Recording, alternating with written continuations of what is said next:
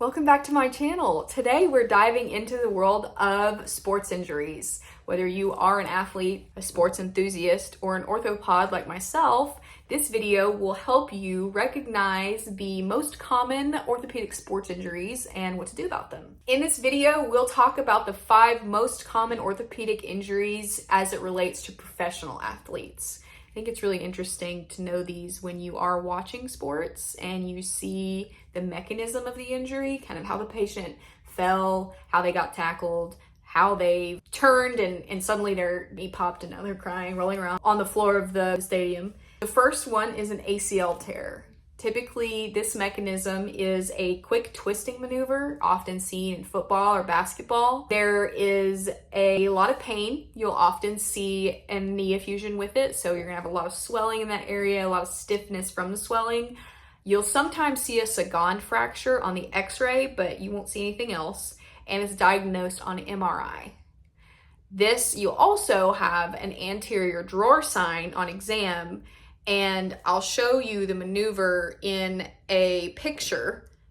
I don't have a patient to do it on, but I'm happy to find time in future videos to simulate these exams so that you can feel comfortable whenever you're doing your standardized patient experiences or you're on your clinical rotations or you're trying to diagnose it out in the community before you call ortho. An anterior drawer sign is where you are pulling anteriorly the tibia and you feel a shift in the knee because the ACL has torn and it's lost the integrity, and that will require fixation. Some people will choose to manage it non-operatively, and that leads to long-term instability and post-traumatic arthritis. 2, clavicle fracture. You'll typically see a jarring force where the patient falls on their side and they have pain and inability to abduct the shoulder. It requires immobilization for up to 6 weeks, 6 to 8 weeks. If you get the patient into physical therapy soon after, you can have them continue things like coffee cup weight bearing, where they have their sling on, but they don't lift anything heavier than a coffee cup. Ankle fracture dislocations are very common and very bad. Here's a picture of one. These will always require surgery, especially if they are a pilon fracture or a trimalleolar fracture where the entire ankle joint has lost stability. These will require reduction in the emergency department. This is when you call ortho.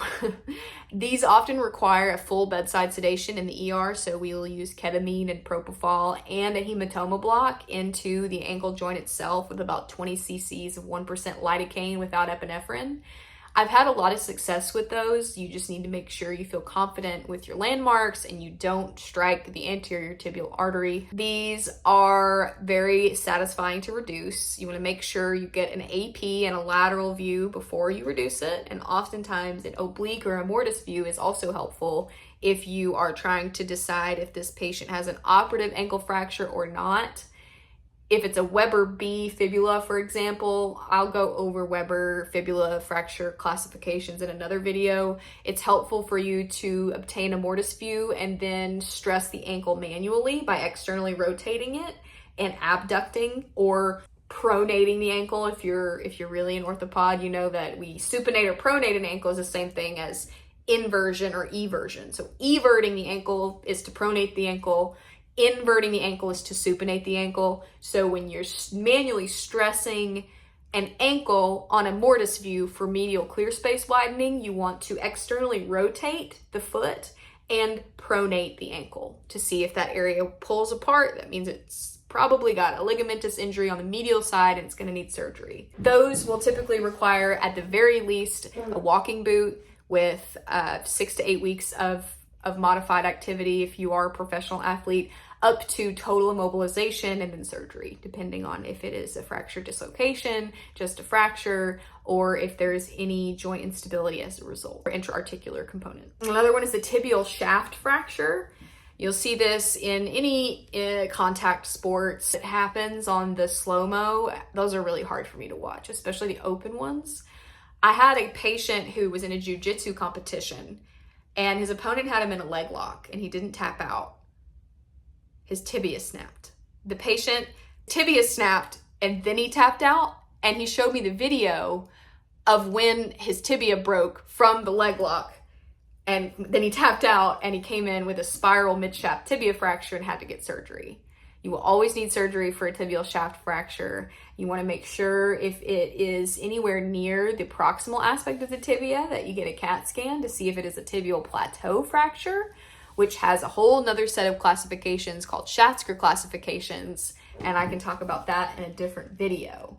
But you have to worry about the recurrent branch of the anterior tibial artery in a tibial plateau fracture, especially a severe one like from a car accident or a bad fall, because that can give rise to extravasation from the recurrent branch of the anterior tibial artery and compartment syndrome. So you have to do serial compartment checks on those patients. Don't let them go home.